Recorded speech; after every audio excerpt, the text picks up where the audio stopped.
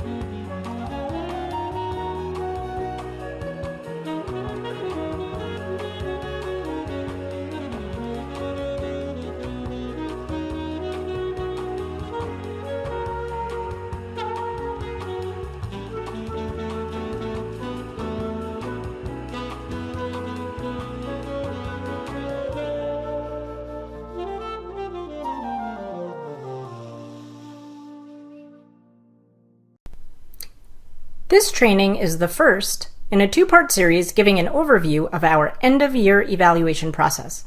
Before we begin, make sure that you know how to advance the slides, pause, and adjust your sound as needed. You can find the syllabus, pre-work, and discussion board for this training inside the course package in Smartly. Make sure you have done the pre-work for this course before you begin. The pre-work includes reading the course syllabus, reviewing LEE's Annual Performance System Handbook, and reviewing our Competency Dictionary and Core Values in Action. Please take a moment to review the outcomes for today's training. This training will walk through the steps to complete a self-review as part of the end-of-year evaluation process. You can review this training prior to completing your own self-review, or as you go through, pause at each step to complete your own self-review. Let's review where we left Brenda in part 1 of this training. As a coordinator on the LDD team, Brenda has taken part in part 1 of the end-of-year evaluation course, and she has worked with her supervisor to understand the overall evaluation process, timeline, and outcomes. She understands her role in the process and what she and others are responsible for. She's blocked out time in her calendar to work on her self-evaluation and other key steps she's responsible for in the process. What are her next steps? This training, part 2 of End-of-Year Evaluations Overview, will walk Brenda and you through next steps, including completing your self-evaluation. Take a moment to review the specific items we'll be covering in this part 2 training.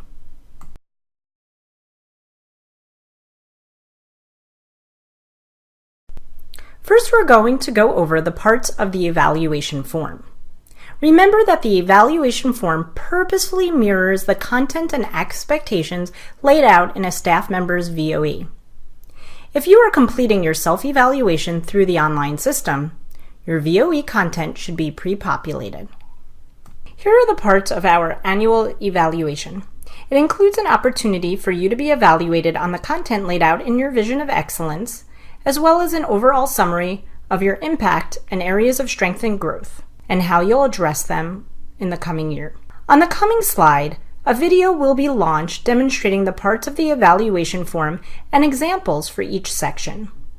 You can watch the video and later complete your self-evaluation, or you can pause as you go through, completing your own self-review as you go along.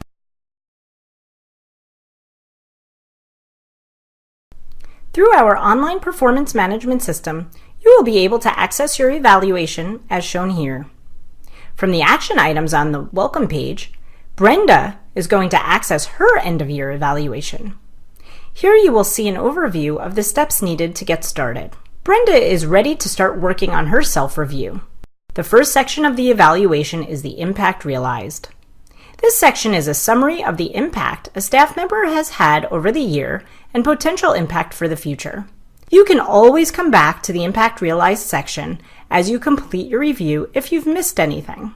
Take a moment to read through a piece of what Brenda has written and the specific examples she has given demonstrating the impact she has had.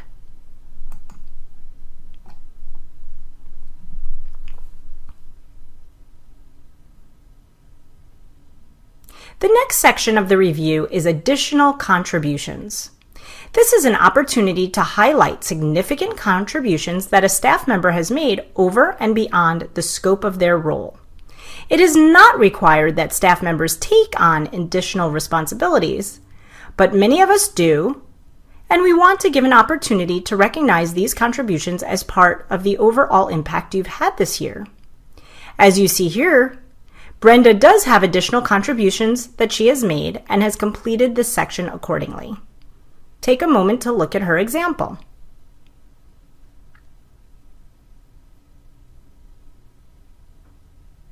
The next section of the form is key areas of strength and growth. Brenda has thought deeply about what are her top strengths and how can she leverage these even more in the coming year.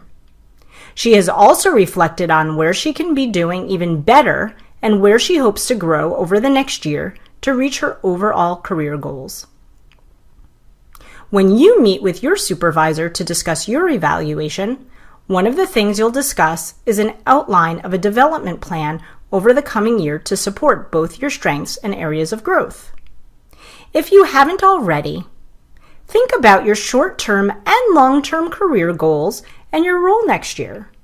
What are these that you'd most like to develop as you reflect on this?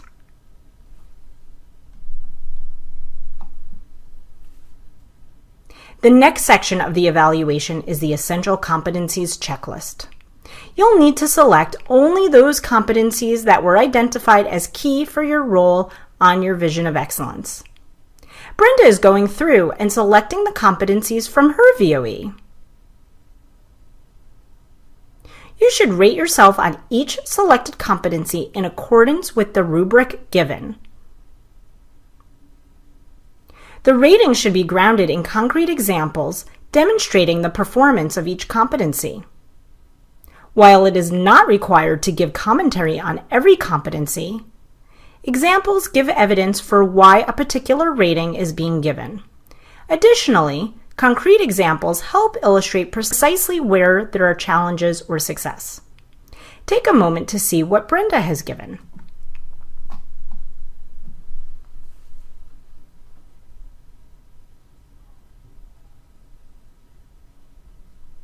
The next section of the evaluation is goals. Select the goals from your VOE to get started. As you did with the competencies, rate each goal according to the rubric given and provide comments demonstrating your progress. Take a moment to view Brenda's examples and commentary.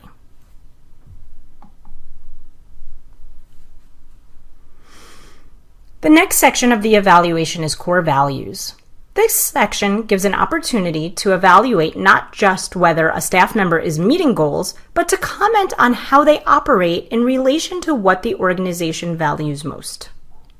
You can review core values in action to see examples of what operating with the core values may look like.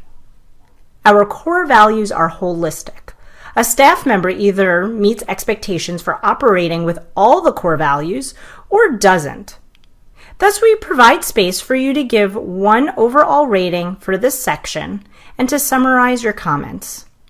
Comments in this section are optional but encouraged. The last section of the evaluation is your overall rating. You can see that section here on Brenda's review. We're going to move on in the slides to discuss more about the overall rating It's rubric and alignment next.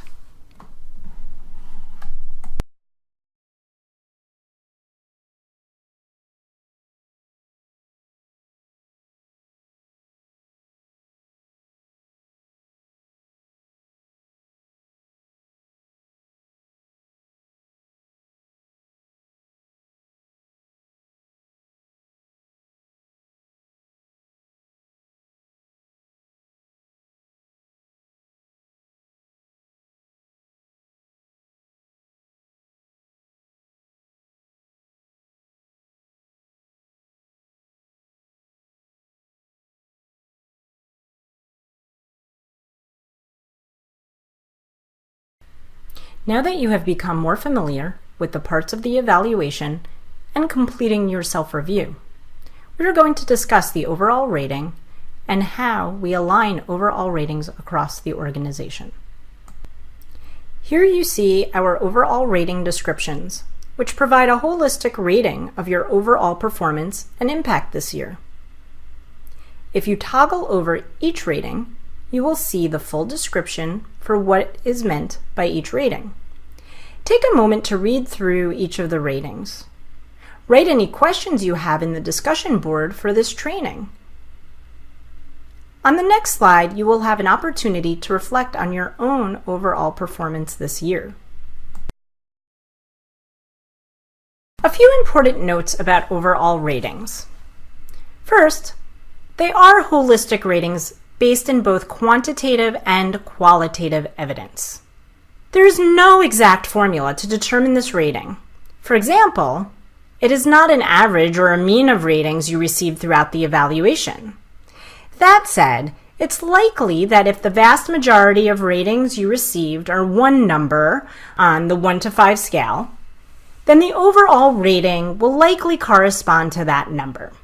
For example, if a staff member receives mostly 3s, meaning they are mostly meeting expectations, with narratives that support this performance level, it is likely that that staff member would be considered a strong contributor. The ratings do not equate to an A, B, C, D, F grades.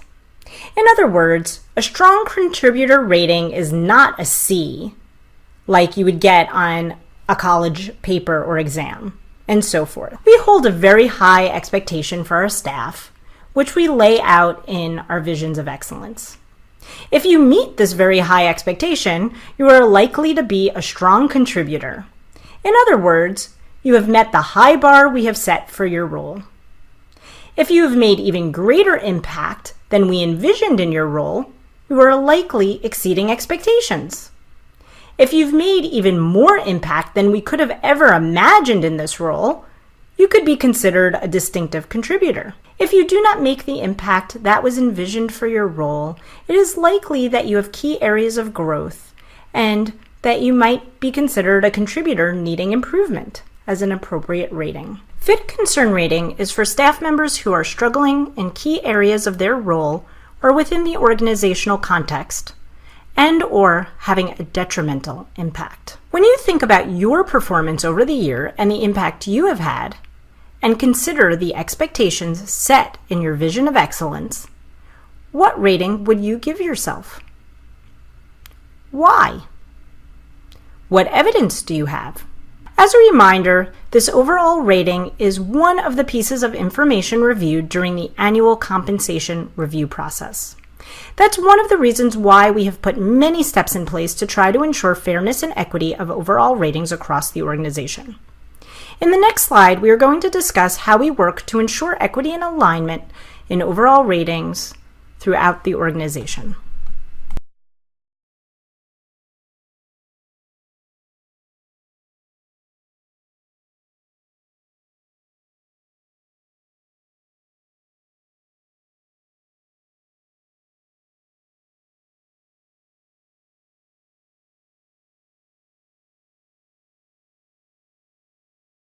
We take a number of steps to ensure a fair and equitable process and ratings across the organization. This includes special training on rating calibration and bias for all supervisors.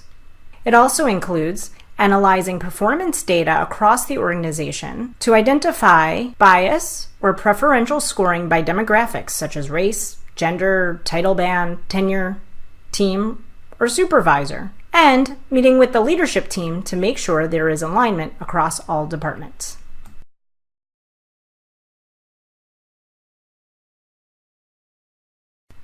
Brenda has completed her self-review and submitted it to her supervisor. Her peer reviewers have submitted their feedback.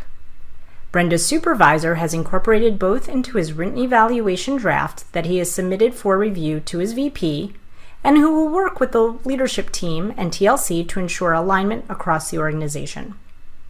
Brenda's supervisor has incorporated any changes or recommendations he received from the overall rating alignment process and is ready to send his written evaluation to Brenda in preparation for their end-of-year evaluation conversation. Congrats, Brenda and your supervisor!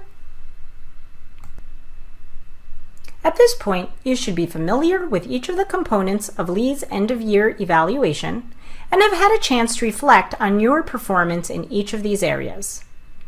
If you haven't already completed your self-review, you should be ready to do so. Like Brenda, once you have submitted your self-review to your supervisor, and your supervisor has written up a comprehensive evaluation based on your self-evaluation, peer and direct report feedback, and recommendations from your VP and the overall rating alignment team, you are ready to have your annual review conversation. Your supervisor should send you a written draft of your evaluation a day or two before your end-of-year evaluation conversation is scheduled.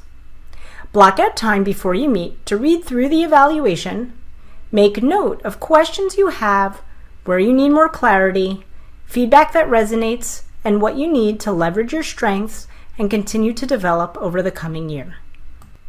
Your supervisor is your partner in your development, but ultimately it is up to you to process and internalize the feedback you receive to continue to grow and develop. Here's what we covered today to help prepare you to complete your self-review and be an active participant throughout the end-of-year evaluation process. If you are unsure of any of these objectives, go back over the training at any point and don't hesitate to reach out to me, Mindy Fernandez Scheinbaum, with any questions.